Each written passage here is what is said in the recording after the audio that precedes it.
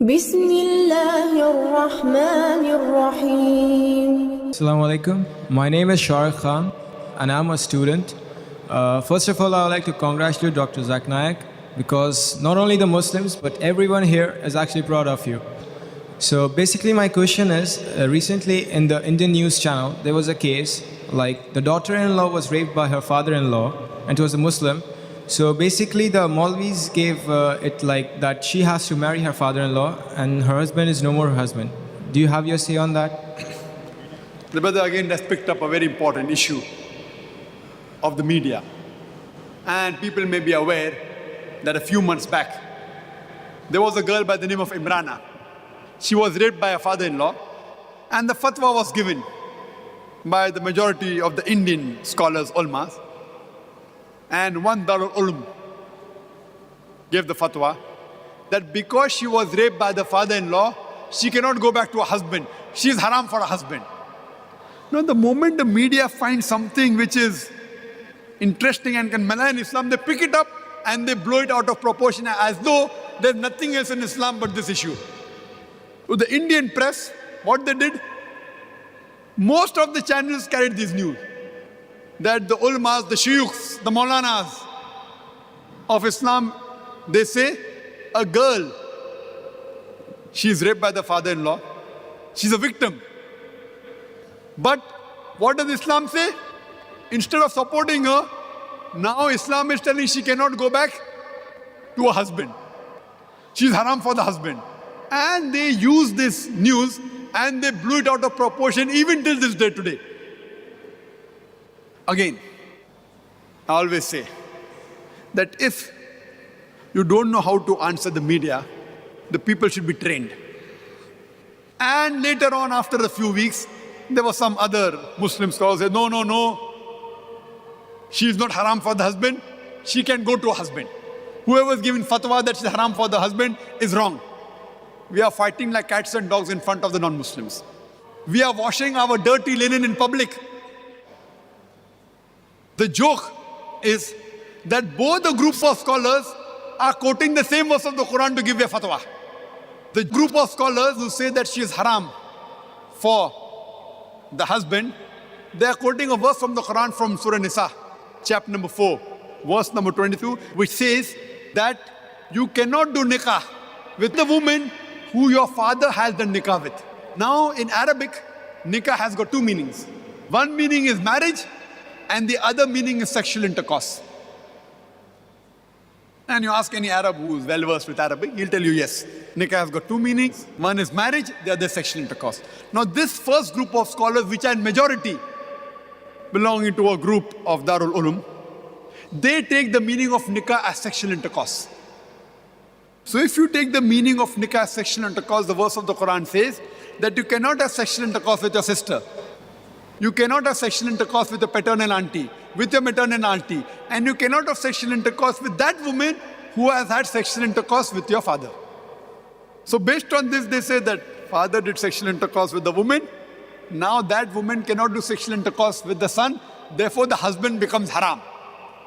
The other group is fighting, no, it is nikah, and we are fighting like cats and dogs. We should use a hikmah in replying. Point number one. What happened with Imrana was not sexual intercourse, it was zina bil jabr, rape. There's a difference between rape and sexual intercourse. And rape is not called nikah in Arabic. Point number one. That answers. No, you're playing with words, it is the same. No problem. See, as I told you, if someone says something wrong, there's a technique of debating. If someone says 2 plus 2 is equal to 5, instead of arguing, I will say, okay, take 200,000 dirhams, take 200,000 dirhams, now give me 500,000 dirhams. He'll say, no. Turn the tables over. So when I was asked this question, I told that I agree with you for sake of argument, that nikah means sexual intercourse. So the verse of the Quran would read that you cannot have sexual intercourse with your sister, with your paternal auntie, with your maternal auntie, and with the woman who has had sexual intercourse with your father. That means Quran gives permission, you can have sexual intercourse with your neighbor woman, with the woman on the street. They said, no. I said, why?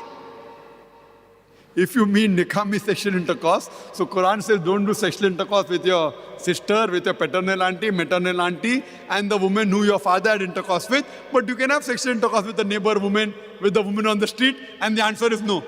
So the right meaning is nikah means marriage, which reads you cannot marry your sister, you cannot marry your paternal auntie, your maternal auntie, and you cannot marry the woman that has married your father. But surely you can marry the neighboring woman. You can marry the woman on the street. So with hikmah, without fighting, who is right, you give this, and no ulama will ever say that you can do sexual intercourse, zina, with a girl on the street. So use your hikmah, and the problem is solved.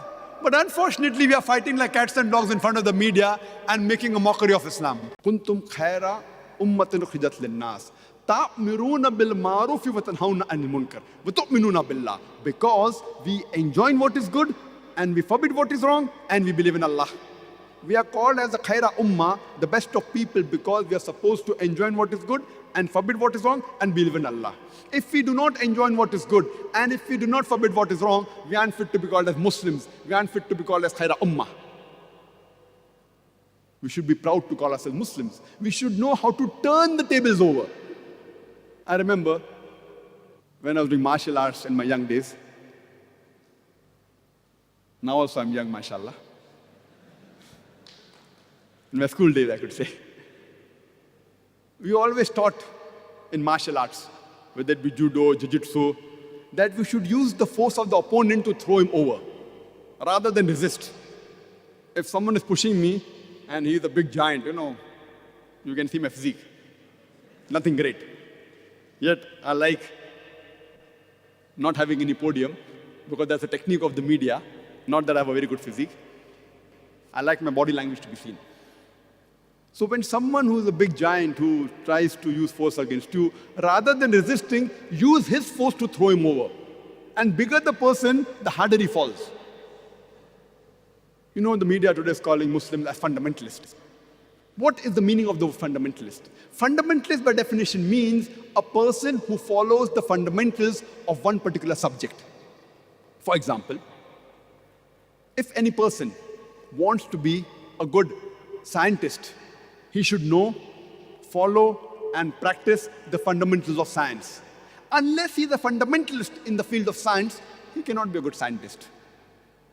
If a person wants to be a good mathematician, he should know, follow, and practice the fundamentals of maths. Unless he's a fundamentalist in the field of maths, he cannot be a good mathematician. We cannot paint all fundamentalists with the same brush, that all are good or all are bad. Depending in which field the person is a fundamentalist, you have to label him accordingly. For example, if we have a fundamentalist robber whose profession is to rob, he is bad for the society. On the other hand, if we have a fundamentalist doctor who saves thousands of human lives, he is good for the society. You can't paint all fundamentals the same brush. You have to find out what are his fundamentals before labeling him whether he's good or bad. As far as I'm concerned, I am a fundamentalist Muslim, and I'm proud to be a fundamentalist Muslim. Because I know, I follow, and I strive to practice the fundamentals of Islam. And I know there is not a single fundamental of Islam which goes against humanity as a whole. There may be a few fundamentals of Islam which the non-Muslims may feel it is against humanity. But the moment you give the logical reason regarding these fundamentals and the statistics of the world, there is not a single human being who's unbiased who can point out a single fundamental of Islam which is against humanity as a whole. Therefore, I'm proud to be a fundamentalist Muslim. When we read the Webster's dictionary, we come to know that the word fundamentalism was first used to describe a group of Protestant Christians in America in the early part of the 20th century. Previously, the church, it believed that only the message of the Bible was from God. These Protestant Christians in America in the early part of the 20th century, they protested that not only is the message of the Bible from God, but every word, every letter of the Bible is from God. If any person can prove that the Bible is the word of God, this movement is a good movement. On the other hand, if someone can prove that Bible is not the word of God, then this movement is not a good movement. When we read the Oxford Dictionary, we find that according to the Oxford Dictionary, the definition of the word fundamentalist is given. It says that fundamentalist is a person who strictly adheres to the ancient doctrine of any religion. But when we refer to the latest edition of Oxford Dictionary, there's a slight change. It says that fundamentalist is a person who strictly adheres to any ancient doctrine of any religion, especially Islam. The word especially Islam has been added to the definition. The moment you hear the word fundamentalist, you start thinking of a Muslim. He's an extremist, he's a terrorist. The media says that Muslims are extremists. I said, yes, I'm an extremist. I'm extremely kind, I'm extremely merciful, I'm extremely honest, I'm extremely just. What's wrong in being extremely kind, extremely merciful, extremely just, extremely honest? What's wrong? Can any human being tell me being extremely honest is bad? Can any human being point out to me that being extremely just is wrong? The Quran says we have to be extremely honest. We can't be partly honest. We can't be biased. That if he's my friend, I'm honest. If he's my enemy, I'm not honest. We have to be honest and just with everyone. Quran says in Surah Baqarah chapter 2 verse number 208, "Udkhulu fi silmi kaffa." Enter into Islam wholeheartedly. So what's wrong in being an extremist? But we have to be extremists in the right direction. We should not be extremists in the wrong direction. We should not be merciless. We should not be violent. But we should be extremists in the right direction. That's what the Quran says. But unfortunately, we go on the defense. Oh, I'm not an extremist. I'm not a fundamentalist. Turn the tables over. Muslims today are labeled as terrorists. Many a times, two different labels are given for the same activity of that same individual. About 60, 70 years ago, before India got its freedom, the country where I come from, the Britishers were ruling India. There were many Indians who were fighting for the freedom of the country. These people, by the British government, they were called as terrorists. But the common Indians, we call them as freedom fighters, as patriots. Same people, same activity, but two different labels. If you agree with the view of the British government that they had a right to rule over India, then you have to call these people as terrorists. But if you agree with the view of the common Indians that the Britishers came to India to do business, they have no right to rule over us, then you'll have to call these people as patriots, as freedom fighters. Same people, same activity, but two different labels. And such examples, you can give multiple such examples in world history. A Dai should know if there are many examples, which example should you use where, so that he understands. Because Quran says in Surah Al-Imran chapter 3 verse 64, "Ta'alaw ila kalmatin sawa'in bainana bainakum." Come to common terms as us and you. The moment the Indians, when they call Muslim terrorists, and when I give this example, then they understand the picture better. 2 months back, I was in UK after the bomb blast, after 7th of July. There's supposed to be a grand conference. Tony Blair, Jack Straw was supposed to come. Last moment, they didn't come. But the chief of police was there, the mayor was there. And there also I used example, but my examples were different. I said that in the 18th century, we know of the American Revolution. The Britishers were ruling America. There were many Americans who were fighting for the freedom. In 1776, they got the freedom. And top of the line were Benjamin Franklin, George Washington. They were called as terrorist number 1 by the British government. The person who was terrorist number 1, George Washington, later on, he becomes the president of USA. Imagine, terrorist number 1 becomes the president of USA. And he is an example for all the presidents to follow, including George Bush.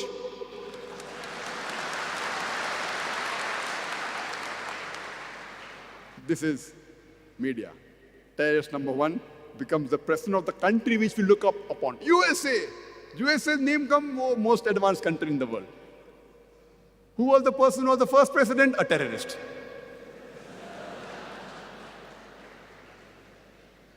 We have the example of Nelson Mandela. Before New South Africa was formed, South Africa was relieved from the white apartheid government. Nelson Mandela, by the white apartheid government, he was imprisoned for 25 years in Robben Islands. He was called as terrorist number 1. Later on, when South Africa gets its freedom from the white apartheid government, he is made the president of New South Africa. And later on, he gets the Nobel Prize for Peace. And he doesn't get a Nobel Prize for Peace for a new activity. Not that he was a terrorist first and then he did some good activities and a bad person has become a good person. No, no. For the same activity for which he was called a terrorist, after a few years, he gets the Nobel Prize for Peace. It is weird. Same activity for which he was imprisoned for 25 years. He was called as terrorist. For the same activity later on, he gets the Nobel Prize for Peace. So this is how the media can convert day into night, black into white, hero into a villain, and a villain into a hero. In short, whoever is in power, whatever he says, turns out to be the gospel truth. We know when Hitler was invading Europe, many countries were resisting. Even France, they resisted. These French people, by the Germans, they were called as terrorists. This is how the media paints a picture. Unfortunately, we Muslims, unfortunately, we are way behind. We should know how to turn the tables over.